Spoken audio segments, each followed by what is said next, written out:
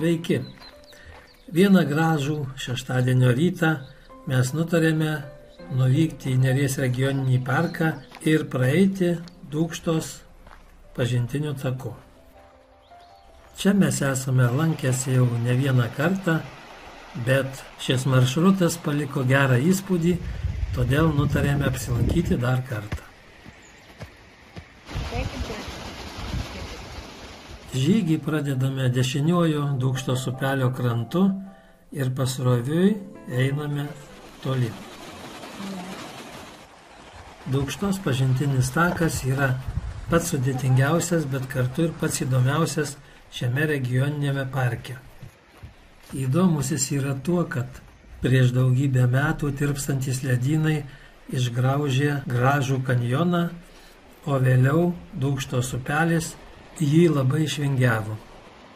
Ir dabar čia galime grožėtis aukštomis atodangomis, gražiais piliakalniais, augalija ir gyvūnija. Na, o sudėtingiausias pažintinis takas šiame regioninėme parke yra todėl, kad čia nuolat tenka kilti į viršų, leisti žemyn, pereiti tiltelius, upelius. Yra 3 piliakalniai, kuriuos reikia užlipti ir nulipti. Todėl fizinių jėgų reikalauja nemažai, bet atsiveriantys vaizdai atperka visus sunkumus. Einant šiuo taku galima pamatyti buvusio malūno užtvankos likučius ir apleistą malūno pastatą.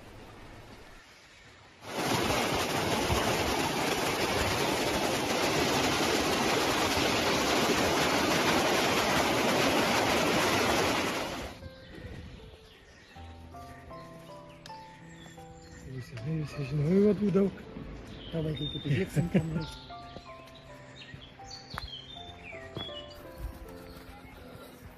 Kur tipkė? Per vidurį. Šis apie 5 km ilgio pažintinis takas yra vienas gražiausių Lietuvos pažintinių takų ir patenka į top 5 Lietuvos gražiausių pažintinių takų sąrašą.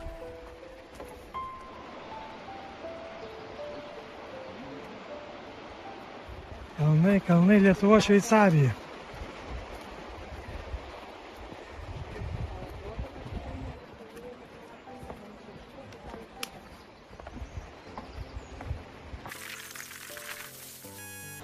Žinok, visada kiek nulipi, tiek reikia paskui užlipti. Gal tokių nebebūtų. Nu, bus dar 2 piliakalniai. Negali. Gal 3, aš neatsimenu.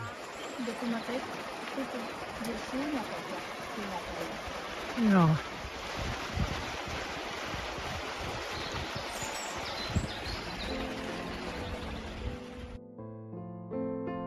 Šis pažintinis takas yra gražus visais metų laikais, bet manau gražiausias būna rudenį, kai lapai gelsta ir pavasarį.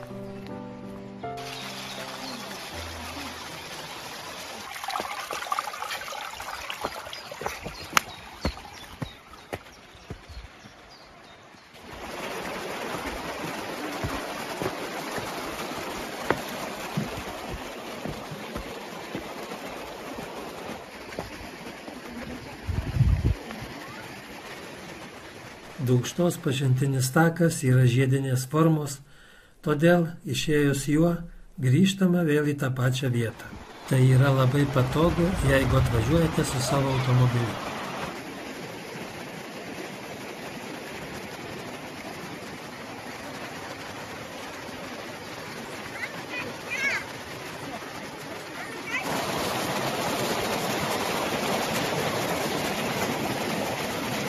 Dūkštos upė yra labai srauni ir akmenuota.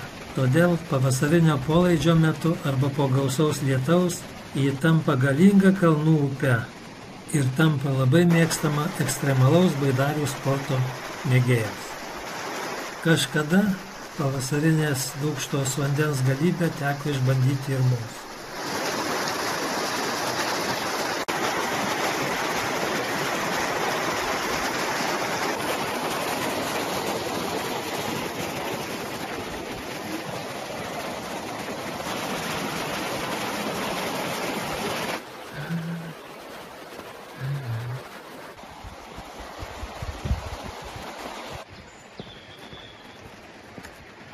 Eidami šiuo pažintiniu taku rasite daug nuorodų ir informacinių stendų.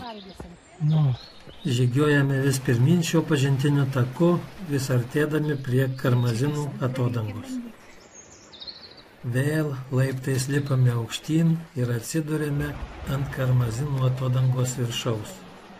Šios atodangos aukštis šiuo metu yra 36 metrai, ilgis išilgai upės yra 40 metrų. Bet jos aukštis ir ilgis nuolat kinta dėl dažnai vykstančių nuošliaužų. 2017 metais įvyko didelė nuošliauža nusinešusi didelius medžius ir nemažą dalį pažintinio tako.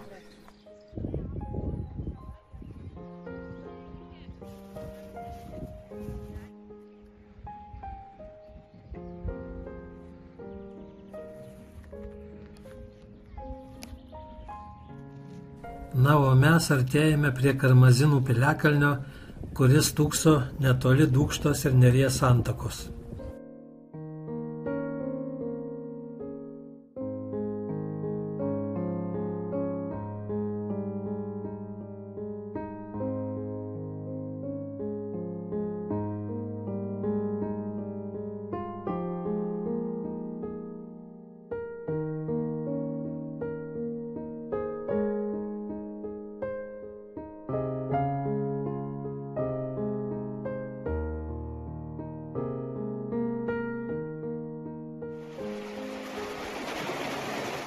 Pasigrožėję puikiais vaizdais nuo Karmazinų piliakalnio, pasukome atgal.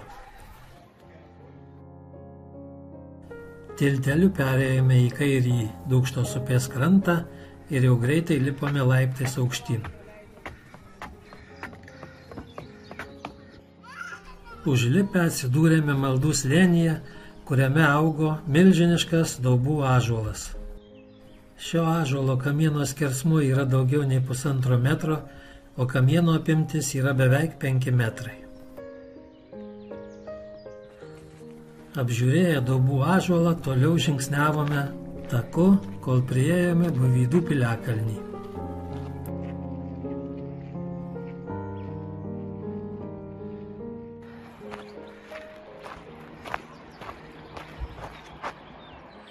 Nuo 2 Buivydų piliakalnio apžvalgos aikštelių atsiveria puikus vaizdas į Dūkštos slėnį, dešiniajame krante matomas aukštumas ir gražiai žaliuojančias apylinkės.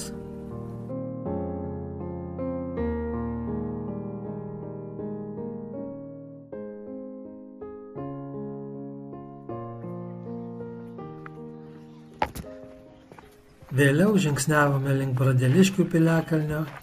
Apžiūrėję Bradeliškių piliakalnį, nusileidome žemyn, perėjome į dešinį į Dūkštos krantą.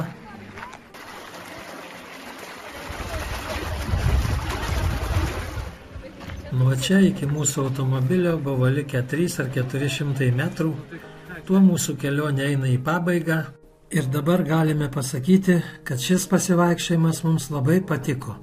Iš viso kelionėje sugaišome 3 su trupučiu valandos ir nuėjome 5 km 800 metrų. Nors rašoma, kad ši trasa 5 km ilgio. Na, bet mes aplankėme ir aplinkinius takelius. Na, o dabar sakau iki pasimatymo ir dėkoju, kad žiūrėjote. Iki.